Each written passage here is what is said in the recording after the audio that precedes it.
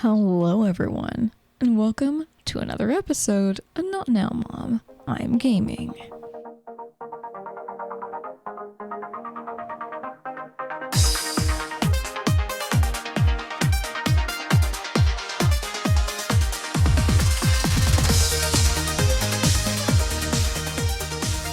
My name is Kay, and in this episode we'll be talking about the game Alone in the Dark Prologue. The main reason I'm doing a podcast episode for this game is because it's so stinking short and I need to start going through at least some of my backlog of games that I've already played. This game is less than 30 minutes in length, and it's gotten some bad reviews for that, but this isn't the demo for the main game, it's the prologue. It's literally setting up that something is going on, and if you play it, you understand why the two people in the main game showed up in the first place. That's the purpose of a prologue, people. To set things up for how they happen currently. Clearly the people who moan about this have never read the prologue of a book, and it's sad. Prologue and demo are not the same. Stop comparing them. But it's only 20 minutes of doing nothing. Welcome to the world of walking simulators. And it does do something. It sets up the scene for the main game. I'm not saying I'm a fan of how short it is, but really it accomplishes what it needed to do. The main blurb of the game states this. One of Shadow's residents, Jeremy Hartwood, has been acting strange lately. He asks Grace to do one simple thing. Help him deliver a letter to his niece, Emily Hartwood. She seems to be the only one capable of understanding the otherworldly horrors plaguing Jeremy's mind.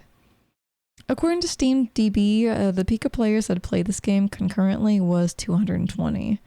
It doesn't seem like a lot, and it's not, but it is a prologue rather than a full game. Also, I don't normally do this, I don't think, but I'm going to leave the credits in at the end of games from now on, because a lot of people just don't do this, especially on Let's Plays, though you might find this a thing on walkthrough channels. It just doesn't always seem fair to cut the credits off, and I apologize for doing that on my other videos. I'm just trying to tweak these podcasts a bit to benefit everyone. Now, let's get on with the game review. On the title screen, you'll notice that even though this game is called Alone in the Dark Prologue, Alone is being overtaken by the name Grace. So technically, it's Grace in the Dark Prologue because we're in her viewpoint when we played the game.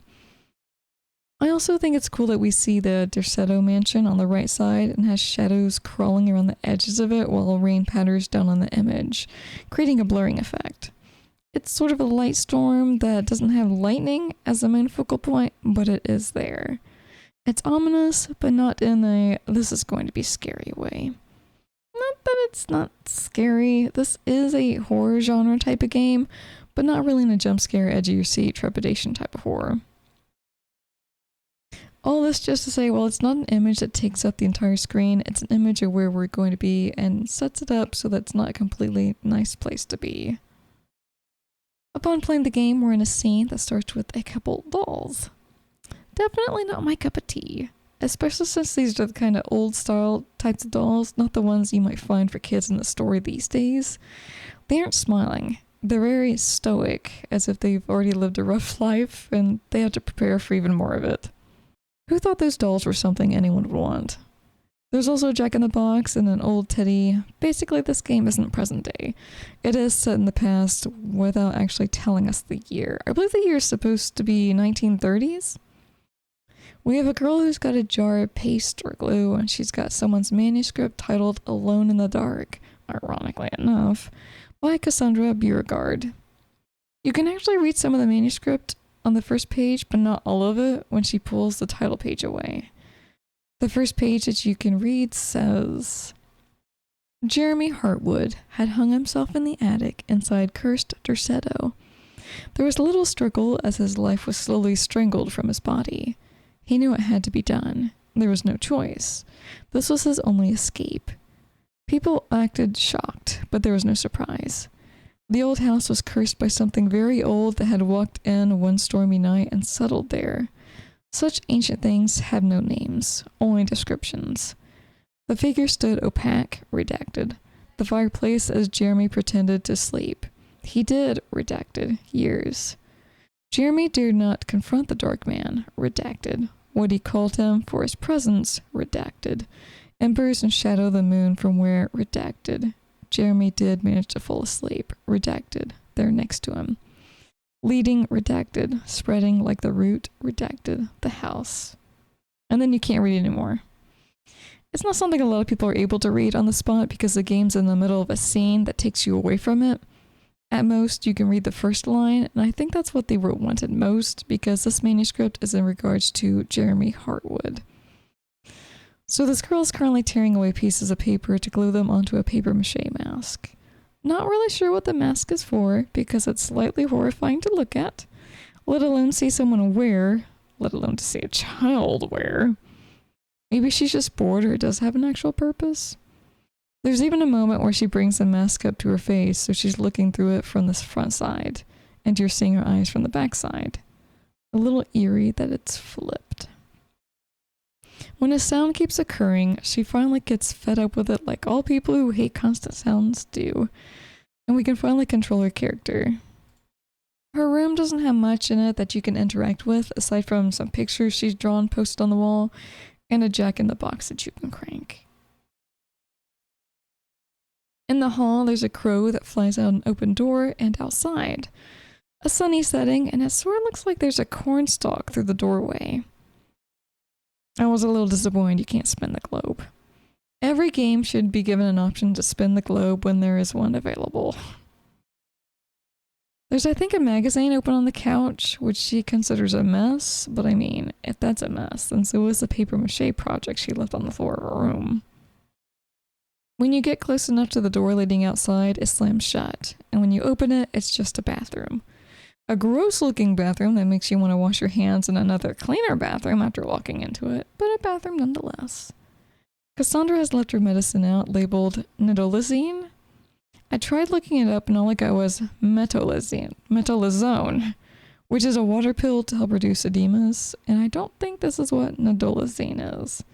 It says underneath the label title what it's used for, but my eyes aren't good enough to have read what it said. Opening the side door leads us to a scene. Oh goodness, you scared me. What are you up to, Jeremy? I have to tell someone what is going on here. I have to try. You're not one of them, are you? Please tell me, Grace. You're not a spy, are you? Who's spy? Them. The others. All of them. No, you're too innocent. I'm too innocent.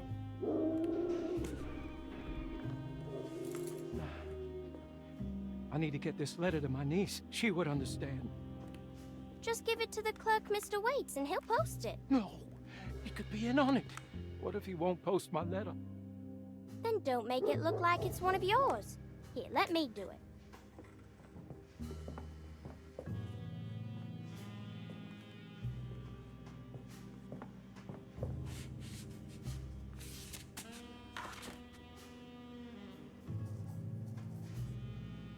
Miss Emily Hartwood, Dauphin Street, New Orleans. You don't have the number? Not sure the postman's gonna find it without...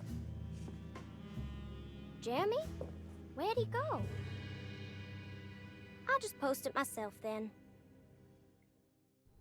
So we come across Jeremy, who's paranoid that everyone in the house are spies or something, and needs to send a letter he wrote to his niece, Emily Hartwood. Jeremy Hartwood was the person in the manuscript, and it was Cassandra with the medication that wrote the manuscript. It makes you wonder if she's somehow writing his character out and making him into the paranoid person he is. Is everything she wrote happening or going to happen with him? It's her typewriter, in fact, that he used to write Emily's letter. And as Grace, it's now our job to take the letter to the clerk's office. The stairwell key is on the typewriter table. It opens the door across the hall closest to Grace's room. Dude, I love the satisfying sound of the key turning in the lock. When we get close enough to the stairs, the scene changes to something quite a bit darker, making the statues around us rearrange their form or poses. And while it does startle Grace, she also wonders about what Jeremy has done, as if this has happened before and she's not too concerned about it. The entire house seems to be covered in moss and vines, as if the environment has decided to take over from lack of use. Also, the moon outside has a glow around it, so it's not just the house itself that has changed. There's even a creature in the water that Grace orders to stay after it nearly got her. Any normal person at this point, especially a kid, would probably be frantically looking for someone, but like I said, she's pretty level-headed at the moment, meaning she's somehow been through something like this before, maybe more than once, and is used to the environmental change. She doesn't even bat an eye when she has to knock a grizzly bear taxidermy over to cross the water.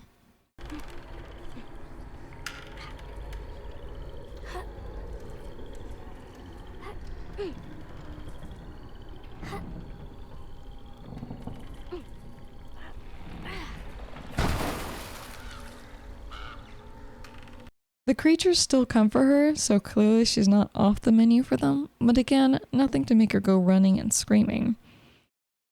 It's when you crawl in through the mailroom's window, which I had some trouble with trying to align her with the window so she wouldn't keep grabbing the door by accident, and place the letter down, that there's a noise that catches Grace's attention.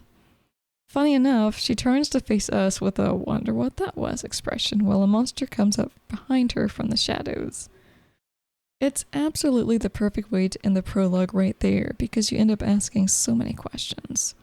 What happened to her? Did the creature get her? Why did the house change into what it did?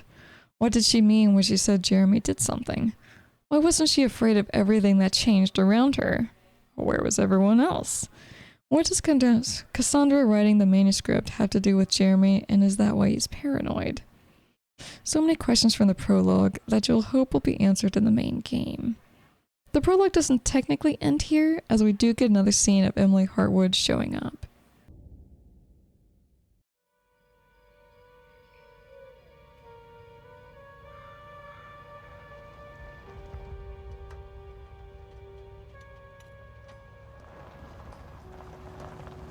Last night I dreamt that my uncle hung himself in the attic, that we were too late. The house looked different, but it was still called Dorsetto. Definitely a weird place. Feels like I've been here before. I just can't think why. Let's not waste any time, Detective. Yeah, you're right. Let's go get your uncle, Miss Hartwood.